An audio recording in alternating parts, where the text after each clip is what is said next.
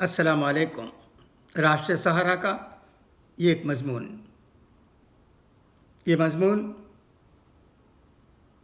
نئے سال کا جشن اور اسلام،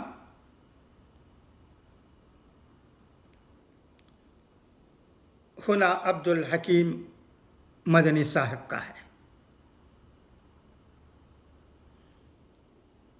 اسلام ایک ایسا پاکیزہ اور مکمل دین ہے جو انسانیت کی اصلاح و فلاح کے لیے اتارا گیا ہے۔ اس کے اندر تمام تر انسانی وسائل کا حل موجود ہے، خواہ ان کا تعلق انفرادی زندگی سے ہو یا اجتماعی زندگی سے، خواہ ان کا تعلق خوشی کے افعال سے ہو یا غم کے احوال سے۔ اسلام ہر مسئلے کو بہت ہی نرالے اور واضح انداز میں بیان کرتا ہے۔ یہی وجہ ہے کہ دین اسلام ساری دنیا میں مقبول اور ممتاز مانا جاتا ہے۔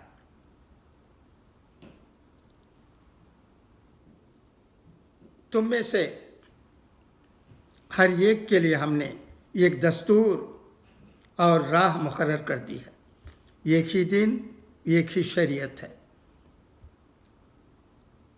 قرآن آیت اللہ تعالیٰ کی جانب سے جو تمہاری طرف نازل کیا گیا ہے اسی کی پیروی کرو اور اللہ کو چھوڑ کر من گھڑت سرپرستوں کی پیروی مت کرو۔ تم لوگ بہت ہی کم نصیحت پکڑتے ہو۔ نبی اکرم صلی اللہ علیہ وسلم نے فرمایا، اللہ تعالیٰ کے نزدیک سب سے ناپسندیدہ شخص وہ ہے جو اسلام میں جاہلیت کے طریقے کو ڈھونڈتا ہو۔ صحیح بخاری۔ اسی طرح ایک طویل حدیث میں نبی کریم صلی اللہ علیہ وسلم کا فرمان ہے، ترجمہ: تمہیں چاہیے کہ میری سنت کو مضبوطی سے تھام لو اور میرے بعد کے خلفائے راشدین کی سنت کو انہیں دانتوں سے مضبوطی سے پکڑو اور نئی باتوں سے بچتے رہو، کیونکہ ہر نئی بات یعنی بدعت گمراہ ہے۔ ابو داؤد 4607، ترمذی 2676۔ دنیا میں دو قسم کا کیلنڈر موجود ہے، ایک ہجری کیلنڈر اور دوسرا عیسوی کیلنڈر۔ مسلمانوں کا اصلی کیلنڈر عیسوی نہیں ہجری ہے۔ ہجری کیلنڈر کا آغاز محرم سے ذی الحج مہینے پر ہوتا ہے اور اس اسلامی نئے سال کا آغاز میں عرب ایک دوسرے کو دعا دیتے ہیں، اور اس اسلامی نئے سال کے آغاز میں ہم کو دو کام کرنا چاہیے: ایک ماضی کا محاسبہ، دو مستقبل کا لائحہ عمل۔ جبکہ عیسوی کیلنڈر کا آغاز جنوری سے اور اختتام دسمبر کے مہینے پر ہوتا ہے، اور آج کل کافروں کے نئے سال کی آمد ہے۔ دنیا کے ہر کونے میں اس کا چرچا ہے۔ لوگ بڑی شدت سے نئے سال کا انتظار کر رہے ہیں۔ کافروں کے ساتھ بہت سے مسلمان، حتیٰ کہ بعض حکومتیں بھی اس نئے سال کا جشن منانے کی تیاری کر رہی ہیں۔ پہلے ہم اس نیو ایئر کی تاریخ دیکھتے ہیں۔ دراصل اس نیو ایئر نائٹ کا آغاز 19ویں صدی کے آغاز میں نیوی کے نوجوان کی طرف سے کیا گیا۔ برطانیہ کی رائل نیوی کے نوجوانوں کا زیادہ حصہ بحری جہازوں میں گزرتا تھا۔ یہ لوگ سمندر کے تھکا دینے والے سفر سے بیزار ہو جاتے تھے تو جہازوں کے اندر ہی اپنی دلچسپی کا سامان تیار کر لیتے تھے۔ یہ لوگ تقریبات کے موقع تلاش کرتے رہتے تھے۔ سالگرہ، ویکینڈ اور کرسمس کا اہتمام کرتے۔ انہیں تقریبات کے دوران کسی نے یہ کہا کیونکہ نہ ہم سب مل کر نئے سال کو خوش آمدید کہیں۔ انہیں یہ تجویز اچھی لگی، لہٰذا دسمبر کی 31 تاریخ سارا عملہ اکٹھا ہوا اور جہاز کا حال روم سجا کر، میوزک کا انتظام کر کے ایک دوسرے کو نئے سال کی مبارکباد دی۔ برٹش رائل نیوی کے جہاز سے شروع ہونے والا یہ تہوار دوسرے جہازوں پر پہنچا اور اس طرح یہ دنیا میں منایا جانے والا تہوار بن گیا، اگرچہ کہ یہ عیسائیوں کی ایک رسم ہے جو اب مسلمانوں میں بھی کافی مقبول ہو چکی ہے۔ نبی کریم صلی اللہ علیہ وسلم نے فرمایا، تم لوگ اپنے سے پہلے قوموں کی ضرور پیروی کرو گے، بالشت برابر اور ہاتھ کے برابر، حتیٰ کہ اگر وہ لوگ گوہ کے سوراخ میں داخل ہوں گے تو تم لوگ بھی ان کی پیروی کرو گے۔ راوی حدیث حضرت ابو سعید کہتے ہیں کہ یہ سننے کے بعد ہم لوگوں نے عرض کیا، اے اللہ کے رسول، یہودی و نصارہ ہیں؟ آپ نے فرمایا، پھر اور کون؟ صحیح بخاری 3456، صحیح مسلم 2669۔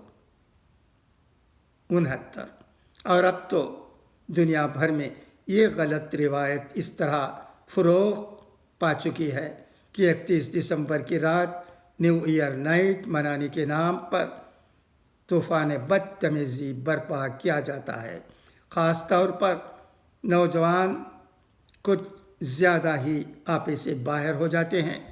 ناچ گانے کے محفلیں بڑے اہتمام سے سجائی جاتی ہیں، جہاں شراب اور مختلف طرح کے نشے اور جوئے کا انتظام ہوتا ہے۔ ہیپی نیو ایئر بے حیائی اور فحاشی پھیلانے کا بڑا ذریعہ ہے۔ موت کو بھول گیا دیکھ کے جینے کی بہار، موت کو بھول گیا دیکھ کے جینے کی بہار، دل نے پیش نظر انجام کو رہنے نہ دیا، دل نے پیش نظر انجام کو رہنے نہ دیا۔ افسوس اس امت کے کروڑوں روپے صرف ایک رات میں ضائع ہو جاتے ہیں۔ خوشیاں منانے کے نام پر اللہ تعالیٰ کی نافرمانیاں کر کے اپنے کندھوں پر گناہوں کا بوجھ اٹھا لیتے ہیں، اور کئی لوگوں کو اس موقع پر اپنی جان تک گنوانی پڑتی ہیں۔ آج مسلم قوم بھی اس رات کے لیے ہزاروں لاکھوں خرچ کر رہی ہے۔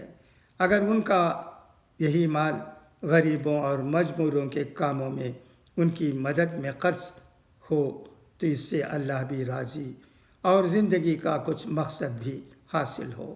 یاد رکھیے، کتاب و سنت کے مطابق کیا گیا لمحہ کا عمل کتاب و سنت کے خلاف کیے ہوئے صدیوں کے عمل سے بہتر ہے۔ مسلمانوں کے لیے 20ویں سال کی ابتدا پر ایک دوسرے کو مبارکباد دینا جائز نہیں ہے، اور اسے تہوار کی شکل میں جشن منانا بھی جائز نہیں ہے۔ اسی طرح شادی، سالگرہ ہو، birth day party, valentine day, یہ سب غیر مسلموں کی رسمیں ہیں جنہیں منانا، اس میں شرکت کرنا، دعوت قبول کرنا، یہ سب اسلام میں جائز نہیں ہے۔ اللہ تعالیٰ نے فرمایا، ترجمہ، پھر ہم نے آپ کو دین کی راہ پر قائم کر دیا، سو آپ اسی پر لگے رہیں اور نادانوں کی خواہشوں کی پیروی نہ کریں۔ اسی طرح ارشاد باری تعالیٰ ہے، نیکی اور تقوی کے کاموں میں یہ ایک دوسرے کی مدد کرو اور گناہ اور دشمنی میں تعاون نہ کرو۔ حدیث میں ہے جو جس قوم کی مشابہت اختیار کرے وہ انہی میں سے ہے۔ اگر کسی کو بطور یادگار منانے کا کوئی جواز ہوتا یا اس میں کوئی عمدگی ہوتی تو ہم اس دن کو بطور یادگار مناتے جس میں اللہ تعالیٰ نے مسلمانوں پر سب سے بڑا انعام عطا کیا تھا، وہ تھا دین کا مکمل کرنا، جسے خود اللہ نے اپنی نعمتوں کو مکمل ہونے سے تعبیر کیا اور قرآن میں جس انعام کا ذکر کرتے ہوئے ارشاد فرمایا صرف اسلام ہی ایک ایسا مذہب ہے جس کا اس طرح کی رسم سے کوئی تعلق نہیں ہے۔ یاد رکھیے یہ سب غیروں کا طریقہ ہے۔ نئے سال کے ذریعے ہمیں مزید اعمال صالحہ کرنے کا موقع ملا، اس پر اللہ کا شکر ادا کیا جائے اور اپنے سابقہ اعمال کا جائزہ لے کر برے اعمال سے توبہ اور اچھے اعمال میں اضافہ کی کوشش کی جائے۔ نئے سال کا آغاز ہم مسلمانوں کے لیے شرعی اعتبار سے کچھ بھی نہیں ہے، اگر ہے تو بس اتنا کہ اللہ نے جو عمر ہمارے لیے مقرر کی تھی اس عمر میں سے زندگی کا ایک اور سال گزر گیا، گویا کہ جس نئے سال کا جشن منایا جا رہا ہے حقیقت میں بے وقوف انسان اپنی زندگی کے ایک سال کم ہونے کا ماتم کرتا ہے، جسے وہ اپنی خوش فہمی میں جشن کا نام دے رہا ہے۔ عمر بن خطاب رضی اللہ تعالیٰ عنہ کا فرمان ہے اپنا محاسبہ کر لو اس سے پہلے کہ تمہارا حساب کر لیا جائے۔ غور کریں، یہ موقع خوشی سے زیادہ غم کا ہے۔ یہ موقع جشن و مسرت کا نہیں بلکہ نصیحت پکڑنے کا ہے، کیونکہ سال گزرنے سے عمر گھٹتی ہے، اس لیے ہم مسلمانوں کو اپنا محاسبہ کرنا ضروری ہے۔ ہمارے دین و اخلاق، اعمال و کردار میں کمی تو نہیں ہے، عبادات میں کوتاہی تو نہیں ہے، اللہ اور اس کے رسول کی شریعت میں غفلت تو نہیں ہے، جس کی وجہ سے حلال و حرام کی تمیز کھو بیٹھے ہیں۔ والدین، رشتہ دار، پڑوسیوں کے حقوق میں کمی تو نہیں رہ گئی ہے، اولاد اور بیوی کے معاملے میں اپنے فرائض تو نہیں چھوڑ بیٹھا۔ سورہ عصر میں اللہ تبارک و تعالیٰ نے وقت کی اہمیت کو بیان کرتے ہوئے فرمایا کہ وہی لوگ فائدہ مند ہیں جنہوں نے اپنی زندگی میں نیک کام کر لیا، کچھ ایسا کام جو ان کے لیے آخرت میں ذخیرہ بن کر رہے۔ اس کے علاوہ سب کے سب خسارے میں ہیں، کہیں ایسا نہ ہو کہ کار خیر اور اپنے فرائض اگلے وقت کے لیے ٹالتے رہیں اور اچانک ہم سے قوت عمل ختم ہو جائے، پھر اس وقت چاہنے کے باوجود ہم نیکی سے محروم رہیں گے۔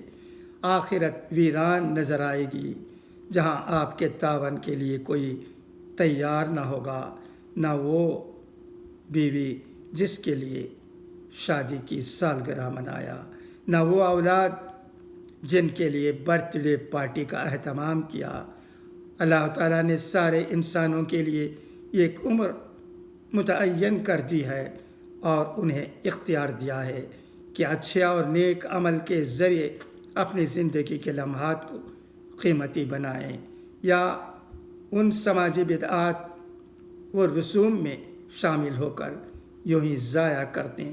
یاد رہے جس کو اس بات کا احساس ہو کہ موت کے بعد نہ ختم ہونے والی زندگی کے بننے اور بگڑنے کا دار و مدار اسی زندگی پر ہے، تو ان کے لیے زندگی کے یہ لمحے بہت قابل قدر ہیں، ورنہ ہمیشہ کے لیے دردناک عذاب اور ناقابل تصور مشکلات سے دوچار ہونا پڑے گا۔